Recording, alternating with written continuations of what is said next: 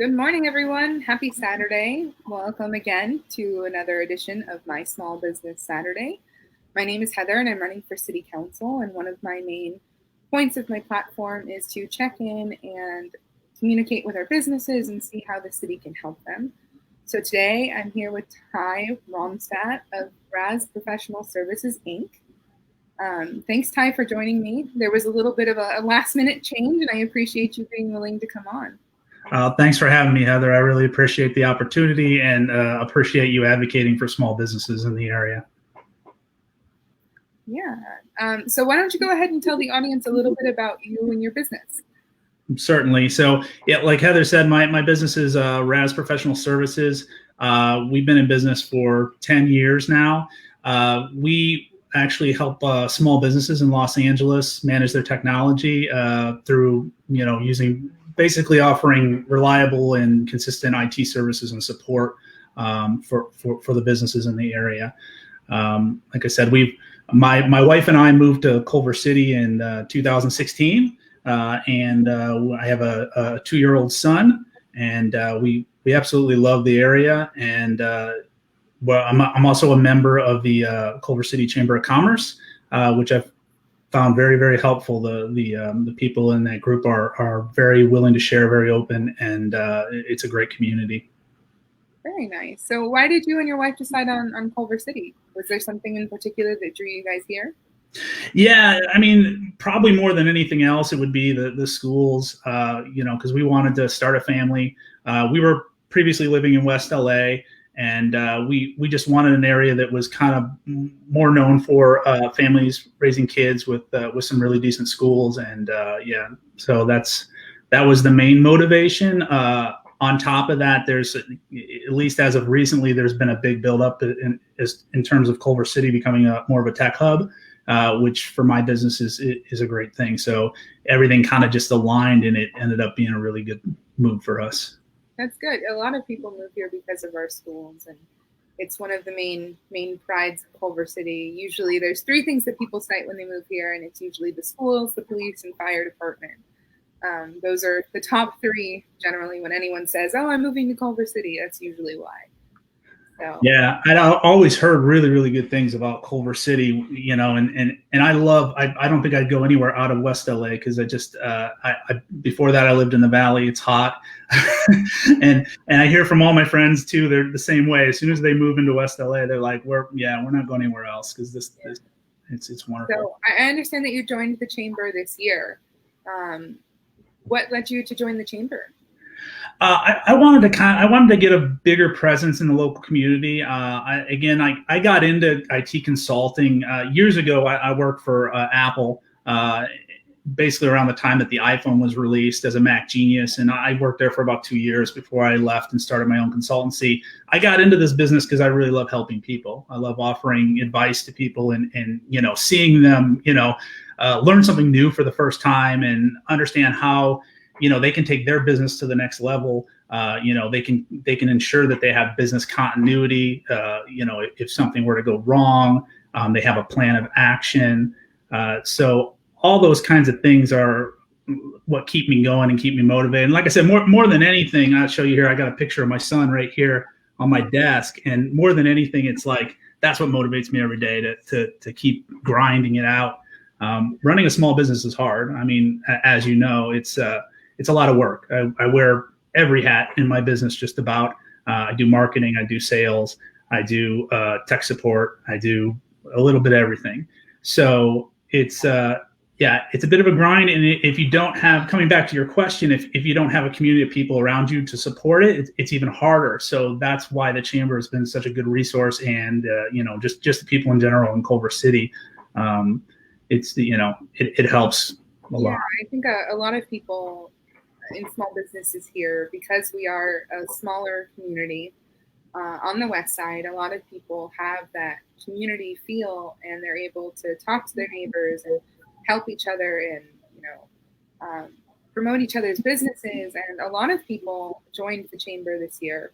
I've talked to several that joined after the coronavirus pandemic because they were trying to get in touch with the city, and the city wouldn't answer them. and they called the chamber kind of, as a last resort. They were so frustrated, and the chamber answered all their questions, and they were like, this is the resource that I need.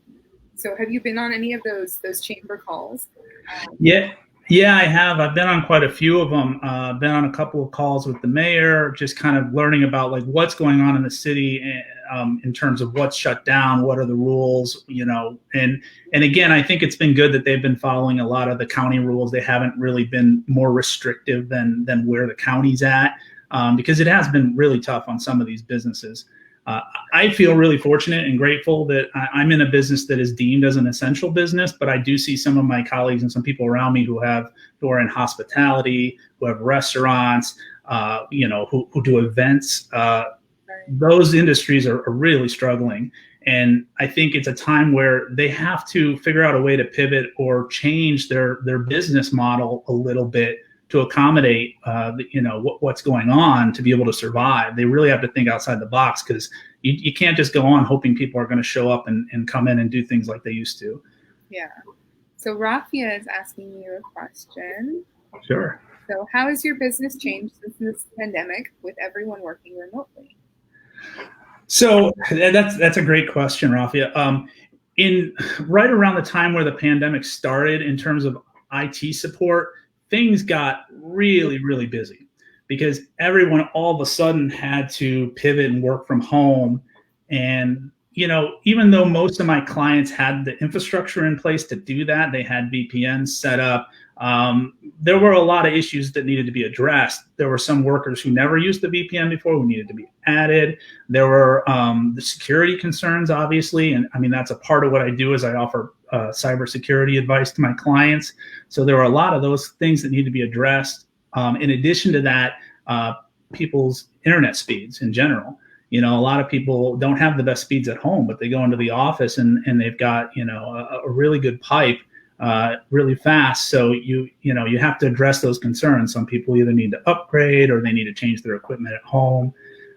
So that was a very busy time for me, probably, I would say, through March and April, and maybe towards the end of April, start of May, things started to kind of slow down a little bit. So there was kind of like this month where things just kind of slowed a bit. And, I took some time with my family and did a lot more work from home during that time.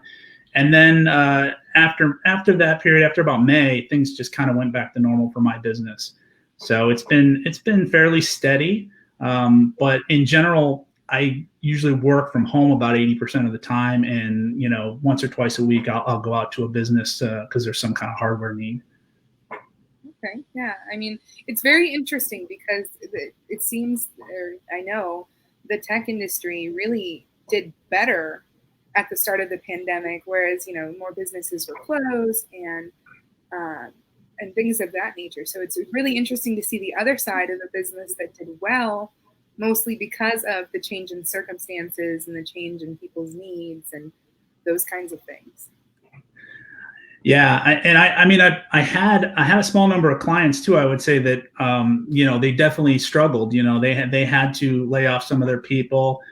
They had to pivot as well and figure out a different way to run their business, where before they had a lot of face-to-face, and now all of a sudden they have to change that and have more of an online presence or a remote presence. So it's it's a continually evolving thing, and I think I think people at this point are kind of getting settled and getting used to this this new normal. And as much as I hate the word new normal, right? Everyone's tired of the new normal. We all want it back to the old normal. Yeah. I think I tried. In all this, I actually try to look at the positivity of everything. And I know there's one quote from Sam Walton, the founder of Walmart. Somebody had asked him during a recession. They asked him. They said, "What are your thoughts on the recession?" And he said, "I thought about it, and I chose not to take part." And I always kind of think about that when I'm getting up in the morning, or when I'm if I see some bad things on the news or whatnot, try to stay positive and just push forward. Because this is what we have, and we got to work with what we have. All right. Well, Maria has a question for you. Awesome. Hi, Maria. Keep them coming. What IT recommendations do you have for parents who want their kids to thrive with online learning? I love that question. Actually, I have a blog article that's actually exactly specific to this topic. There's a lot of talk about how do we get everybody set up to work at home now, but not so many people are talking about, well, now that we've got people working at home, what about the dynamic with their kids? So the blog article I have on my website addresses that exactly. It kind of talks about, trying to give the kids a separate room so that they can have focus on their studies, giving them the proper tools. I mean, if they don't have the tools supplied by their school, if they can't already get a hold of an iPad or a Chromebook, making sure that they have at least the bare minimum that they need. And a lot of the stuff that's on there is a little common sense, but it's so hard when we're in the midst of all this craziness and pivoting and us working from home. It's very easy to forget that literally you still need to sit down with your kids and you need to go over their work and their studies with them, because again, there is this disconnect now. They're not going to be face to face in front of a teacher. That remote kind of causes this disconnect that the parents have to be the conduit between that, as hard as it is to maintain all that. So, those are some of the recommendations on there. And again, at the very end, I'm going to list a bunch of resources on the Facebook comment feed, so that if people want to go check these things out, they can go directly there. Perfect. And how has it been? Have you been helping many other small businesses in Culver City or even around with their needs? And how are you prepping people for working from home? And what has that been like? Are people frustrated? Are they doing okay? What has been your experience? I think, again, for the most part, the clients that I have, again, had the foundation in place, and that's so important. I would imagine that there are some companies out there that are struggling and that are having a little harder time because they didn't have the pieces in place. And who knows, maybe some of them might be looking for like services similar to what we offer here. But that would be my recommendation, is try to get together with somebody who's a professional, who understands tech, who can help you figure out where the bottlenecks are, and go over that with them so that you can smooth things out. I haven't run into a lot of frustrations. I think we've had little things here and there that again just needed to be addressed. Some people had to go work in other locations just because, again, the connection there was so slow and there was no option for them to make a change for that. So going off of their connections, Rafia had another question, and I think it's a question that a lot of people in Culver City have, which is, what's your recommendation for internet speed and carriers in the Culver City area? I love that question. It's kind of funny because you're kind of at the mercy of what's available. That's the bottom line. You first need to call around and figure out what's available. So for my business clients, I do that on their behalf. I take ownership of those vendor relationships. I have a master agent that can easily just check everything that's available for the area. And then I give them the options and they can make the choice based on what their budget is. For folks that are just working from home, and I would just suggest calling all the major carriers in the area, which again would include Spectrum, would include Frontier, AT&T, finding out if they service your area. To give you an example, where I live, we only have the option for Spectrum broadband and Frontier DSL, which is actually really, really slow speed. So the association that I'm in went with Spectrum, and they just offer it to all the residents here because it's the best and really only good option available. Yeah. So, but that is a really good question, and that's where you need to start when you're looking at things being slower or having frustrations, is with the service provider, because you're only going to be as good as the speed that's coming into your home or business. Yeah. So going back to your membership in the chamber, and I know you just joined this year, but when you were looking for answers to questions, was it easier to find through the city, or was it easier to find through the chamber? What was the easiest resource for you? I would probably say through the chamber, because again, I've been on a number of the Zoom calls with them, and they do a lot of breakout rooms, so you kind of get to talk about challenges that each business is facing, and kind of if you have any questions, you can raise them there. So it's kind of already like a scheduled platform and whatnot. Yeah. One of the things that I've heard a lot from, like I said, is the people that tried to get answers from the city that couldn't, and they went to the chamber and got answers right away. And one of the things I keep saying is it would be really great if the city and the chamber could work in connection with each other.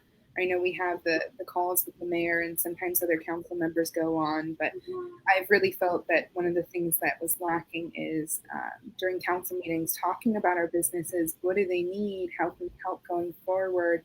I think that conversations like this with a small business, and whether it's a candidate or a council member, are really important, because this is the way that we gauge what you need. Are we doing okay? Do you need anything? Just little conversations like that.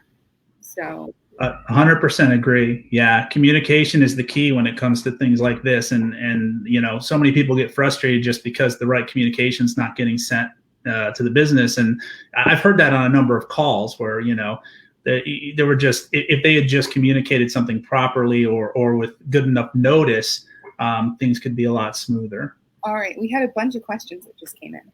So. Oh, wonderful. Awesome. So Can Dance, good morning, Can Dance. Thanks for watching. Do you have a preferred provider? I'm guessing that's for internet. Yeah. So again, relative to your area, if Frontier Fios is available in your area, snatch it up, because that is the fastest speed you're going to get around this area. And if we're just talking about residential, if you're talking about businesses, businesses usually have a lot more options when it comes to fiber. But it does get to be pretty expensive. So if we're talking residential, like I said, if you have the option for Frontier, go with that. Usually the second best option is going to be Spectrum. Very good. Yeah. And Can Dance, I know you and I live in the same complex here, and we actually use a company called Metropolitan Fiber, I believe it's called. And I actually pay extra monthly because there's basic internet that comes with the apartment, but I pay the extra $60 a month, and I have gigabit Ethernet here. Oh, that's wonderful. Yeah. I would say that, like, if again, it's going to be very dependent on your area, but there are definitely some areas where you do have options for very inexpensive fiber. So that, I guess that would be the biggest suggestion, is just if fiber is available, then take it. If not, then you would step down to broadband or cable. Yeah. All right. The next question is from Teresa Russell. Good morning, Teresa. Do you have a preferred mesh system? Yeah, I'm gonna go into a diatribe on this one. So, I am a certified wireless network administrator. I never took physics in high school or college, and when I studied for that test, I studied for about 2 months, and it is intense math and physics. And at the end of it, wireless is magic. I will just tell you that. I understand it on a deep level, and I still think it is just magic the way that it works. If you have a choice, you always want to plug a wire in as much as possible, because you're going to guarantee you get the best speed available. Now, with that being said, if you don't have the option to plug in with a cable, then the next best thing is do what they call a wireless backhaul, which means that anything that's a wireless access point gets plugged into a cable. So you'd have cables throughout your entire residence, and they would plug in wherever you need to have Wi-Fi. Then you're going to have a very strong signal. Then if that isn't an option for you, then we move on to a wireless, what you call like a wireless mesh system, where you kind of piggyback off of each other. It's hit or miss, because there are so many factors that will interfere with Wi-Fi. And there are so many factors in terms of your home that could change the, I guess here's a good way to put it. If your cat or your dog walks in between your Wi-Fi and your device, it's going to cut down on your signal. So you have to realize that anything that gets in between that could affect it throughout the day, and you're not going to have a consistent speed. Whereas if you plug in with a cable, you're always going to have a consistent speed. So I don't know if that really answers. I guess her question was really, do you have a suggestion for wireless mesh system? I'm a Cisco shop myself. I really like Cisco products. Now, for a business, that's a pretty easy expense to swallow, but for a residential, it can be a little more difficult. But with that being said, they do have a new line called there's a line called Meraki Go that I like a lot. That is really good for small businesses. It's fairly inexpensive, and you could get multiple wireless access points, and you could put them around, and you could, it's very flexible, and it's all managed from your phone, which is very easy to configure everything and get it all set up. Very good. All right, the next question is from Nakia again. As a council candidate, what's your view on working remotely and the impact on our city with less traffic and revenues? So that one's for me. So, with everyone working remotely, there's a lot less traffic. I've seen it pick up a little bit as certain offices are going back into the office now. But I think it's going to change the entire way our city does business. I think a lot of businesses, like my mom works down the street, and her business just moved into Culver City right before the pandemic hit, and they're all permanently working from home now. So there's no going into the office unless you have something that you have to do and you have to schedule it out and all of that. No, they're not the only ones. There's a lot of businesses that are doing that. So I think it's going to lessen traffic. I don't think traffic will ever be super great. We are kind of a thoroughfare on the west side. But as far as revenues go, I think we're actually doing okay right now. I believe the last report from the city council said that the sales tax revenue was actually higher than they were anticipating. So it looks like people are shopping local. They're really trying to support the local small businesses, and it's really helping our economy, because without our businesses, our city loses a huge, huge economic powerhouse. I mean, our small businesses and our businesses here are really the backbone of our community, and we need them in order to survive, and vice versa. So, thank you for that. Thank you for saying so, Heather, because it's good to know that there's some backing behind, the struggles that we're all kind of going through and whatnot. And I was at a client yesterday, and that client had mentioned me. He's just like, "Oh, I love how there's no traffic anymore." Yes. Yeah. Rides are a lot faster, but it's one of those. I've never quite understood. Our city sometimes seems to be very pro-job and anti-business, and it doesn't exactly mesh well. We have to care about our businesses, and we have to work with them to create these jobs and to grow and expand. And that's really, if you guys fail, I feel like the city has failed you. So I want to see more working together in harmony, and we're all in this together. Without you guys, the city loses out on so much, not just revenue, but one of the great things about Culver City is if I have a question or I want to go shopping somewhere, there's at least 5 different local places that I can go. I don't have to leave town, and I don't want to see us lose a lot of that as we move forward. So. Yeah, excellent. Yeah, I agree 100%. And I will say about that too is about the community. It's we do all need to. Sometimes it feels like, especially running a small business, it feels like you're alone and like it's just you. But you gotta reach out and use your resources. Reach out to people like Heather. Reach out to people who are on the council. Reach out to the chamber, because it's organizations like that that kind of keep you in the loop of everything and make sure you're on the right path when you're making decisions as a business. There's a chapter in Los Angeles for the Apple Consultants Network, and I ran that chapter for 2 years. We bring in speakers and do tech topics every month, and we have a regular monthly meeting. And without that, my business wouldn't be where it is today, because we've learned so much from each other and shared so much information that it's the community that kind of builds you up. So it's so crucial to have that. Yeah, and I think especially right now with the chamber, I think it's really nice that everyone's able to feed off of each other. So you are not alone. You have other businesses that are in the same boat as you, and you can dialogue and figure out how to keep going. And you may have an issue this month that somebody had last month, and they're there to help you. And I think that's a really powerful tool, especially in uncertain times like this. Agreed. Yeah. 100%. Okay. So Can Dance has kind of a 2-parter question. So if you have an option of 2G or 5G, which would you choose? I'm assuming. Yeah, which would you recommend, 5G or 2G, and why? My advice is let your device make that decision.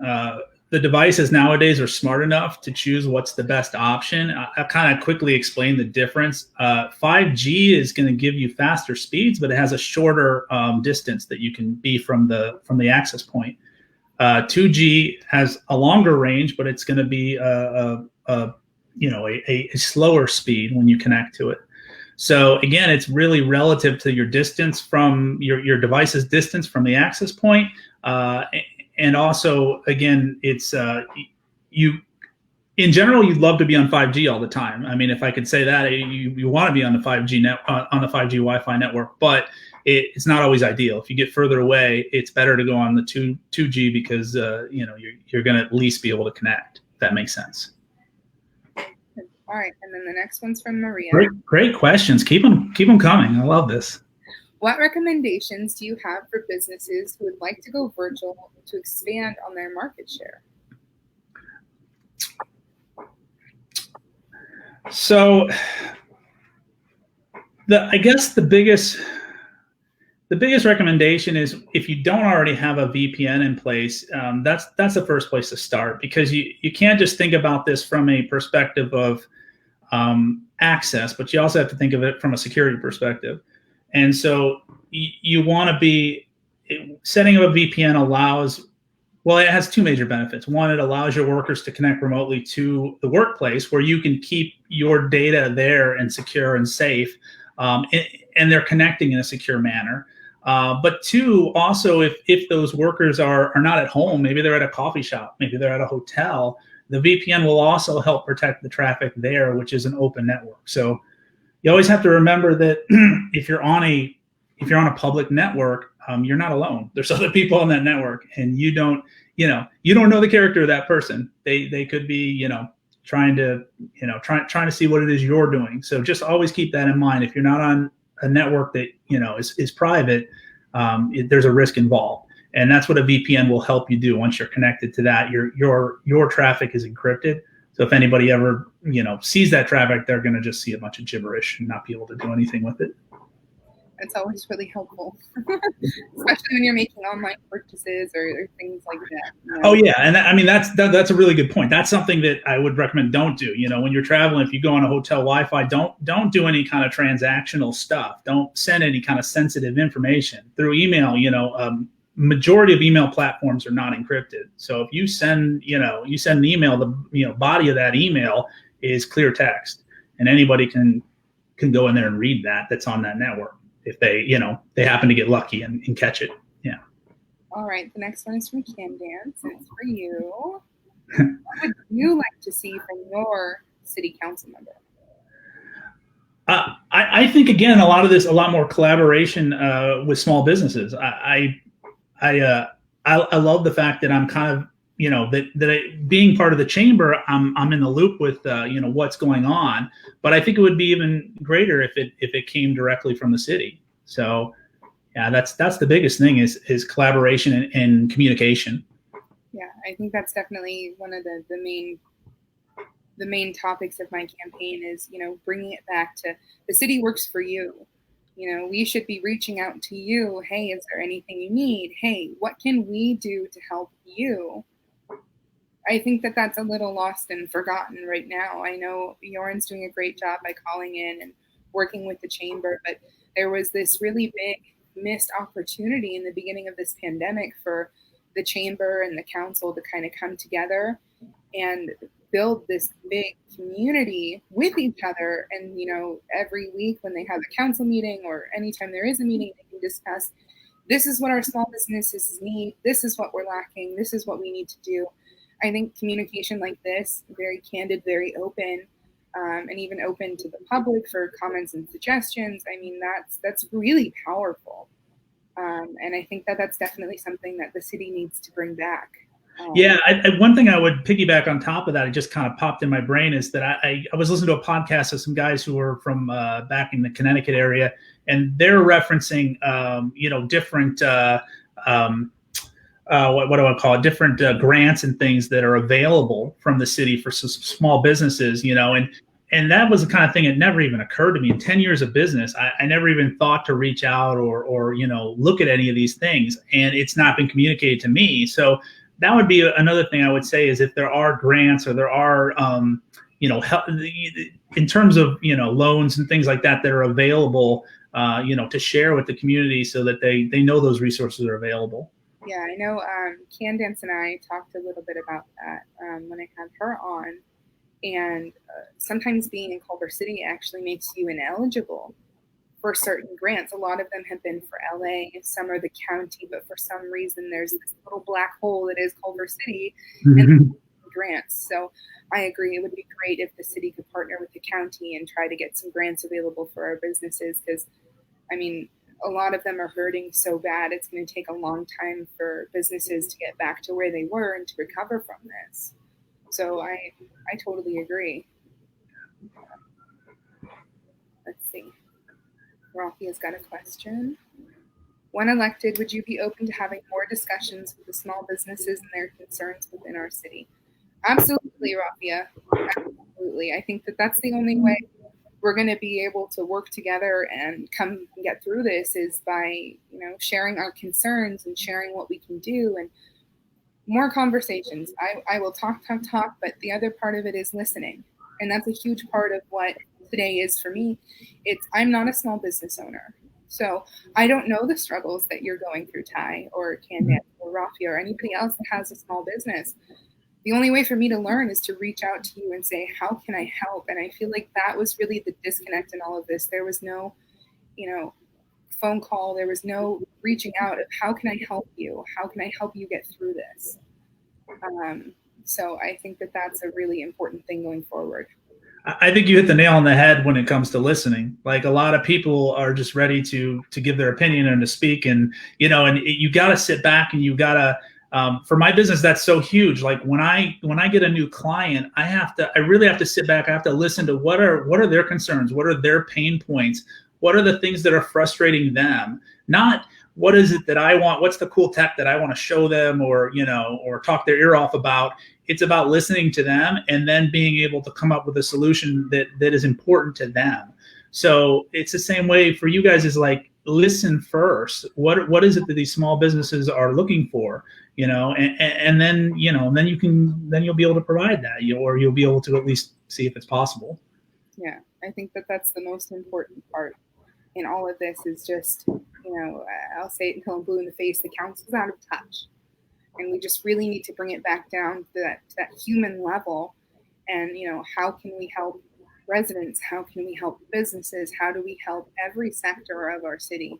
Because it's so important, And a lot of times, I may know what's going on in my neighborhood, but I don't know what's going on in your neighborhood. And, the solution I'm proposing may work for my neighborhood, but destroy yours. So there's got to be communication to figure out what works best for everyone. So thank you for that question, Rafia. That was really good. And now we've got Jeff Cooper. The city installed a network of high-speed fiber throughout the city to help businesses. Would you expand and offer free Wi-Fi for all residents? That is a good question, Jeff. I think that free Wi-Fi, it's the way of the future. I think everyone's going to need internet. I think it only helps. I mean, in situations like today, when you've got kids at home without internet, the city providing that Wi-Fi would have been critical. And it would have been a huge solution, and it wouldn't have taken us much time. And I think that definitely expanding the high-speed fiber and getting free Wi-Fi to residents, that's totally the future. I think the future is online. We've kind of proven it now. Even more colleges are doing online coursework and kids are staying home with their parents. And that internet is so crucial. I think it's definitely something that everyone needs now. I couldn't agree more on that. And I think that you again, the sooner that happens, the better, because there's always going to be things that need to be worked out, so the sooner that can get approved, it's just a matter of time before Wi-Fi becomes ubiquitous and it's just available wherever you are, so it's, the sooner the better for the city, for sure.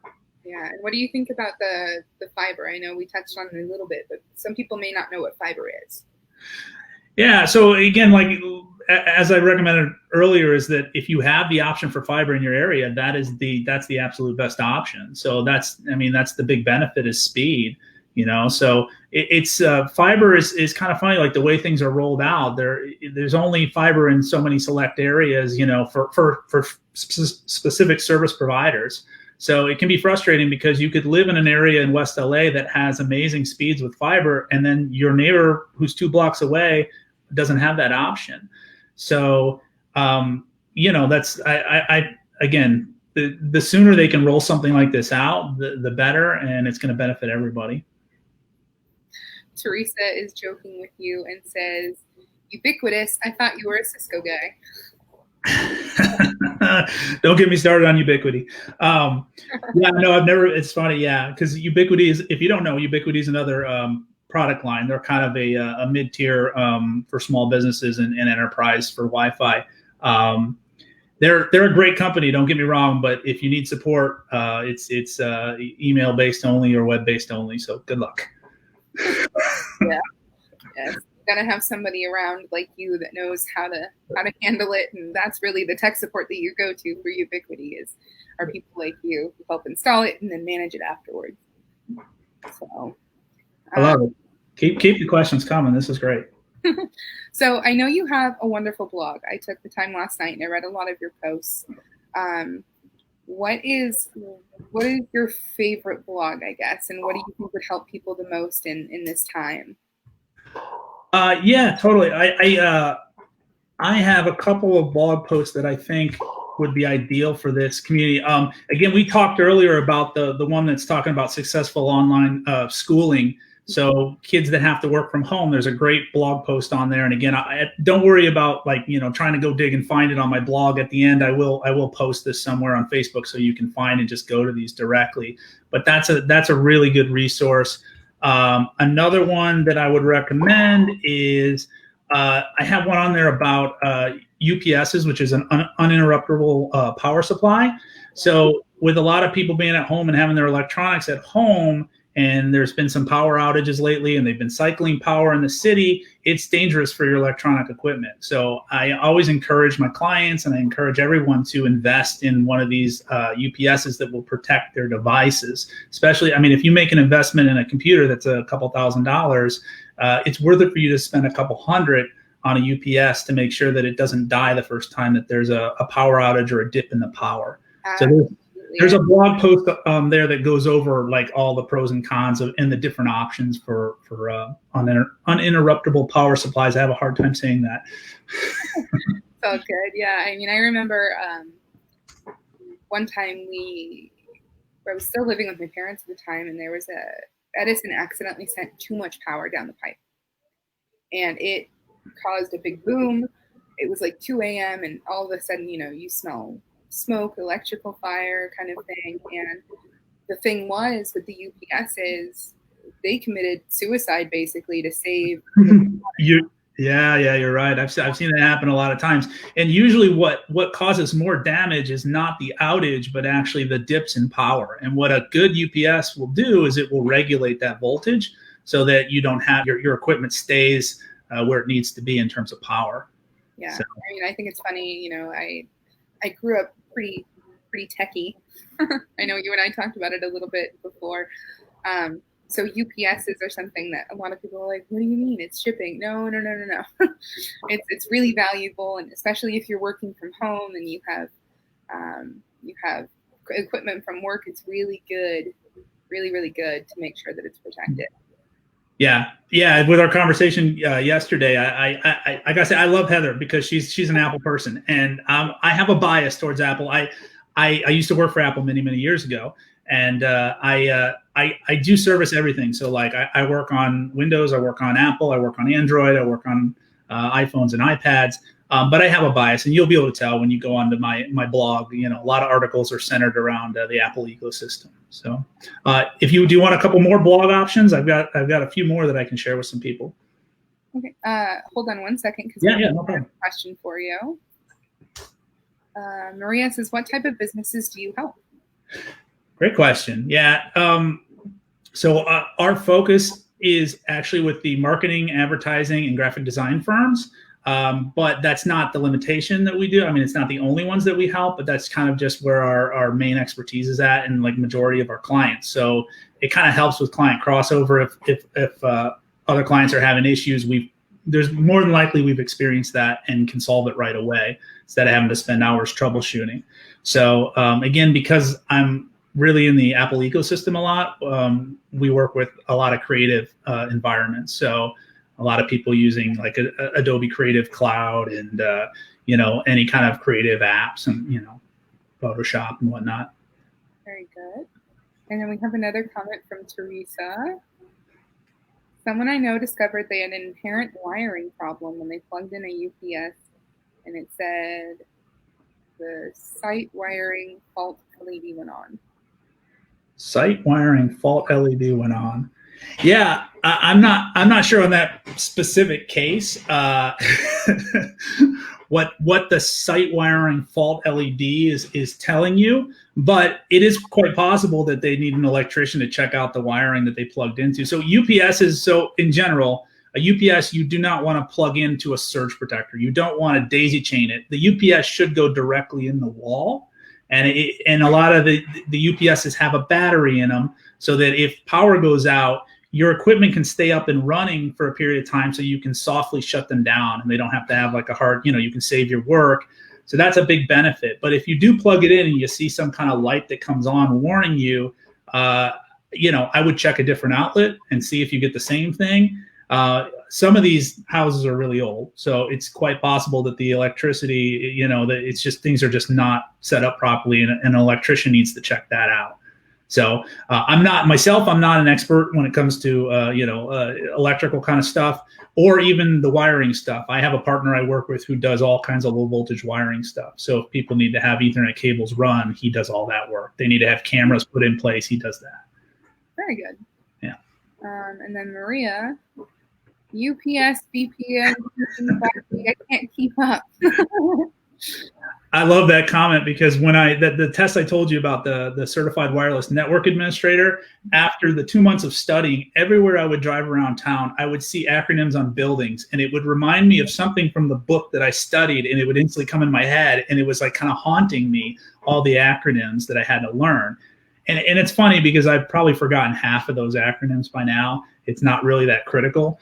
Well, they change so often, right? Yeah, totally. And it's confusing too, because, people are like talking about 5G cellular or they're talking about 5G Wi-Fi, which are two totally different things. So, I mean, the important thing just to know is, like I said, don't worry about the acronyms, just kind of understand the basic concepts. So.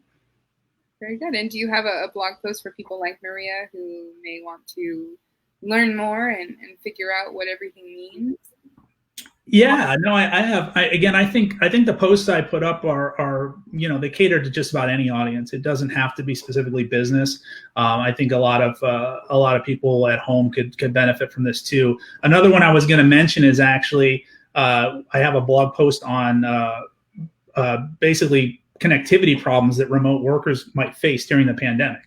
So that's another good one that you can check out that kind of goes over things we talked about here, but, getting a good service provider, making sure your Wi-Fi is up to date. It's not 15 years old and, a box that was set up by your nephew 15 years ago and was the greatest thing then. Right. Technology is changing all the time. And in 2 or 3 years time, there's new stuff. So, it might be time to refresh if that's the case. Very good. Well, again, I want to thank you so much, Ty, for coming on today. Oh, you're very welcome. I appreciate the opportunity. I appreciate you being willing on and coming and talking to everyone and helping them through these crazy tech times. Even though you're more geared toward business, I think you're going to help a lot of people who have asked questions here today. And again, conversations like this are just so important as our city is changing and as we're getting ready to hopefully finish with this pandemic and go back to life. I just can't stress how important the communication is, and, you sharing your ideas and your business with me and with everyone else. I really appreciate it. So, like I said, Heather, I really appreciate the opportunity. And again, I got into business because I love helping people. So if I can extend that out and help a few more, then it's worth the time for sure. So Thank you so much. Yeah. So everyone, if you have any more questions about Ty and his business, again, the name of his business is Razz Professional Services, Inc.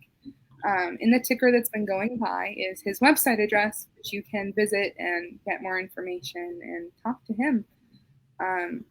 Yeah, and like I said, I will put in somewhere in Facebook, I'm going to put in the comments there links to a bunch of different articles and whatnot to help people. Perfect. Yeah, and then if you have any other questions for me, you can leave them in the comments. If you have any more questions from Ty, you can email him. But if you have any questions, I do go back. I read them all. So I will read and answer you. And if you want any more information about me or my campaign, you can go to my website, which is HeatherforCulverCityCouncil.com. And again, thank you all for coming on today for this Small Business Saturday. And Ty, again, thank you so much for your time and sharing your thoughts and your business with us. Excellent. Everybody have a great weekend. Yes, have a great weekend, everyone.